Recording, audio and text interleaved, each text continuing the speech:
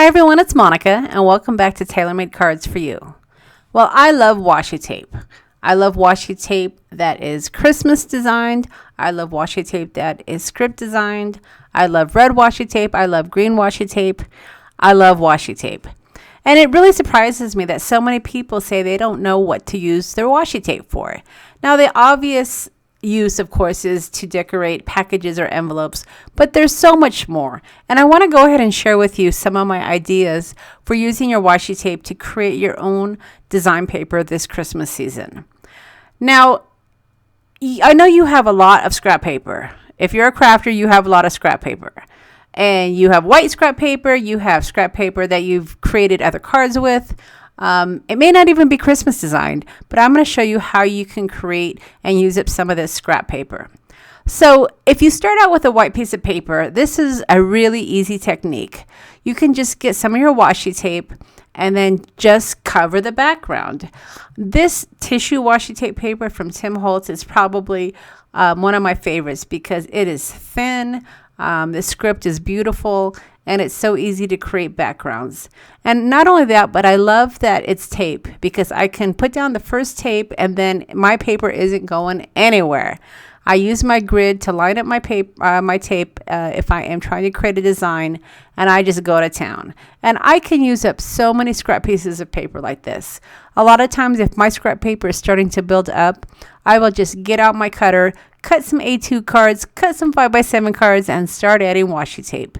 And you don't even have to worry about folding over the edges perfectly. Just pick up the card, fold it over, and you're good to go. And now you have designer paper.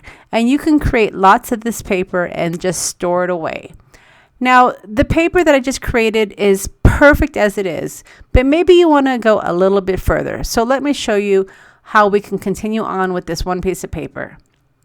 Now, the script washi tape that I just used is not Christmas. So maybe you want to turn it into a Christmas background.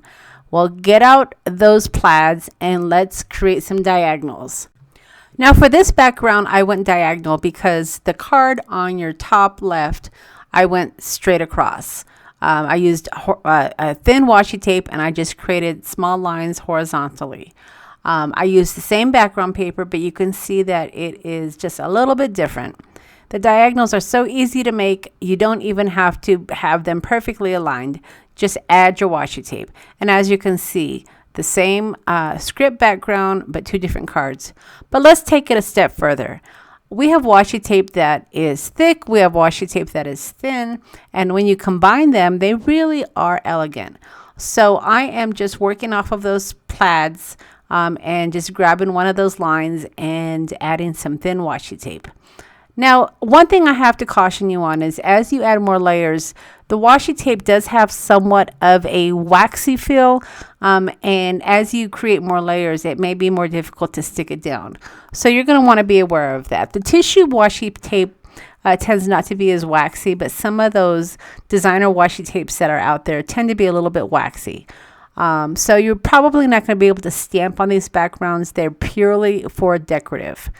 So I added my thin washi tape and I folded it over.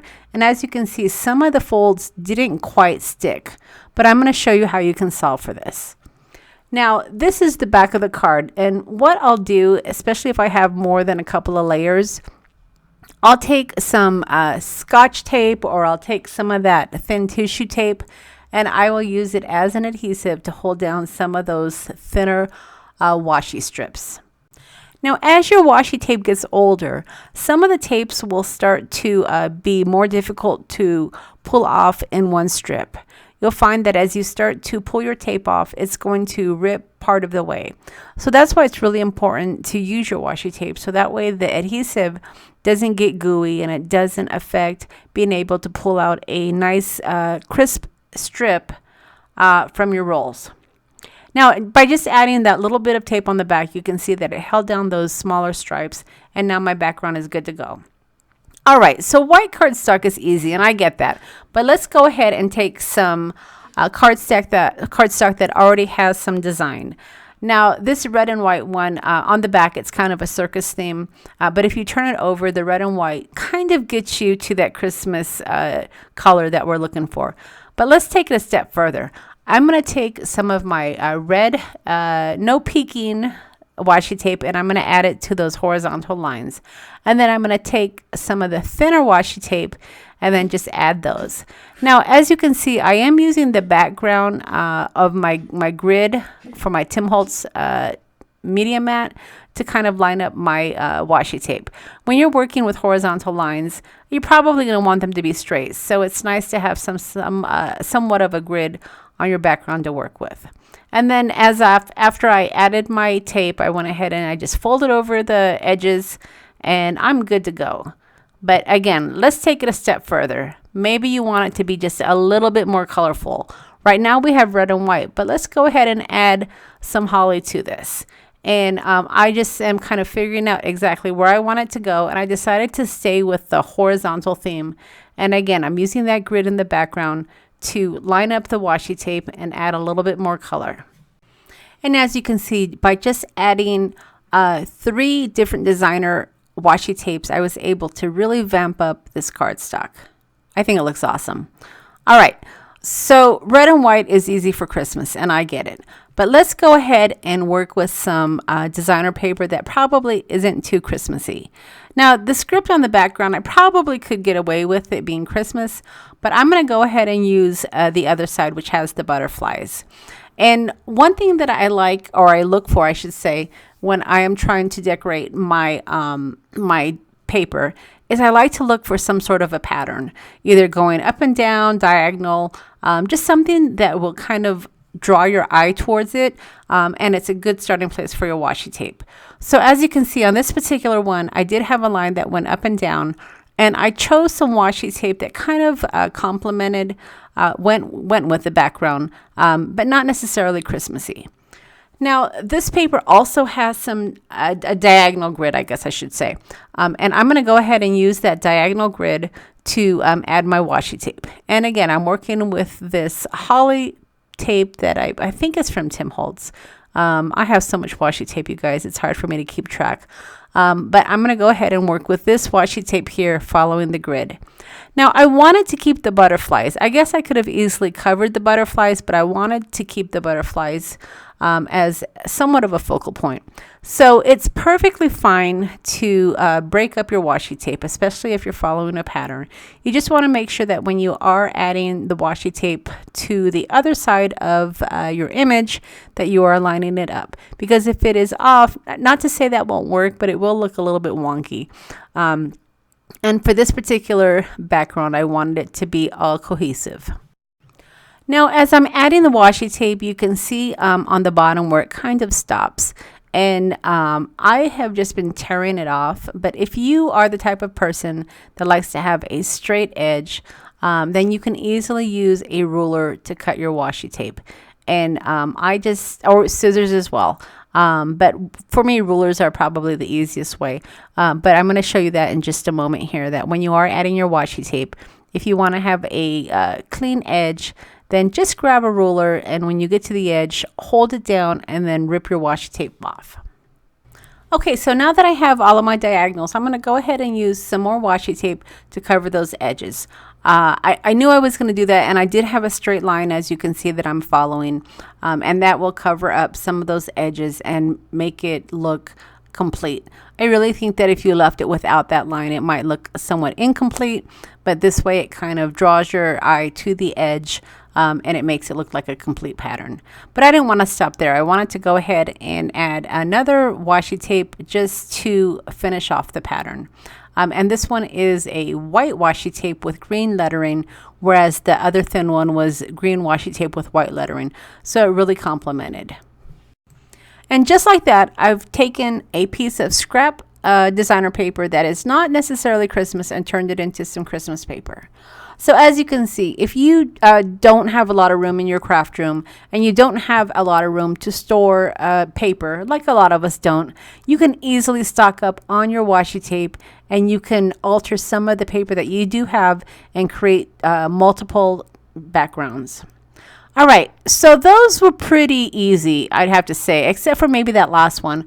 But I'm going to go a little bit further. Now, this paper that I'm showing you here is from one of my passport kits, and it was Passport to Paris. But I am going to be creating a video showing you how to use some of those Victorian carolers, and I created a card using this particular cardstock.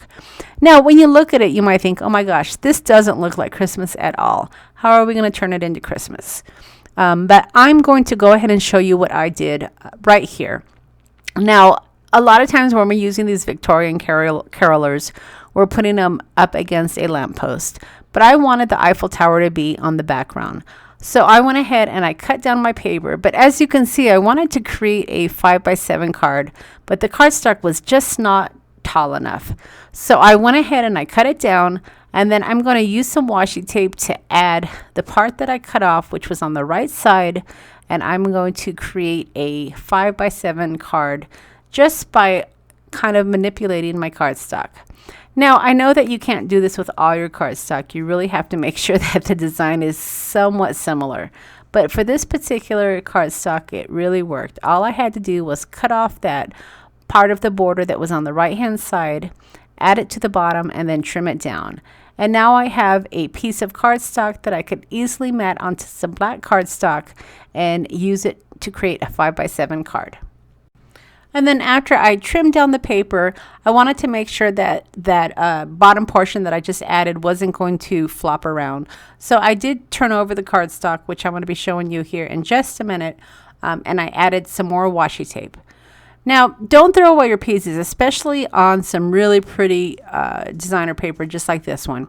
You can easily use it for some scrap backgrounds that I've shown you in some previous videos, but save your scraps. All right, so now that we have a piece of paper that will work for a 5x7 card, let's go ahead and transform it just a little bit more so that way we can work it into a Christmas design. So I went ahead and I took that white designer paper and I wanted to add some contrast. So I just adhered it to some black cardstock, and then using my Tonic Guillotine, I just trimmed down the sides. And as you can see, just adding that little bit of black on the border really makes that background stand out. Now, when I added the black, it still wasn't enough to border my 5x7 card. I didn't want too much white card stock showing. So this is another way that you can use your washi tape. You don't have to get another piece of cardstock and mat the piece that we just covered on the black cardstock. Just get some of your washi tape and add it to the border of your 5x7 card or your A2 card. Whichever card you have that you need a border, just add your washi tape. And like I mentioned earlier, when your washi tape starts to get a little bit old, sometimes it will rip when you're trying to get a full strip.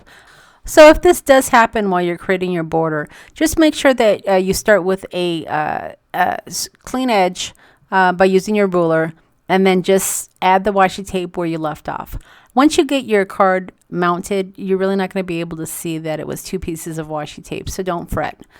And then just continue on. Now, when I'm adding the washi tape as a border, I usually like to do left to right or right to left, and then up to down, up and down. What I'm trying to say here is in order for your background to look cohesive, do either the top and the bottom first and then the left and right, or do the left and right first and then the top and the bottom. Don't go in a square. This will help to make your background look a little bit more complete and cohesive. And of course, if you do have some of that washi tape that's coming off of the edge, you don't want to fold it over because that's going to be the inside of your card. You want to definitely take your scissors and trim that down. And now you can see you have a really nice border to go ahead and add your designer paper that you just created. So if you've enjoyed the video, don't forget to leave me a thumbs up. And don't forget, leave me a comment. I'm not sure what my giveaway is going to be on this particular video, but I have a feeling it will have something to do with washi tape. And be sure to check out the shop as well. I have some great designer washi tape that will work great for your backgrounds. All right, everybody. Thanks so much for stopping by, and we'll see you again next time.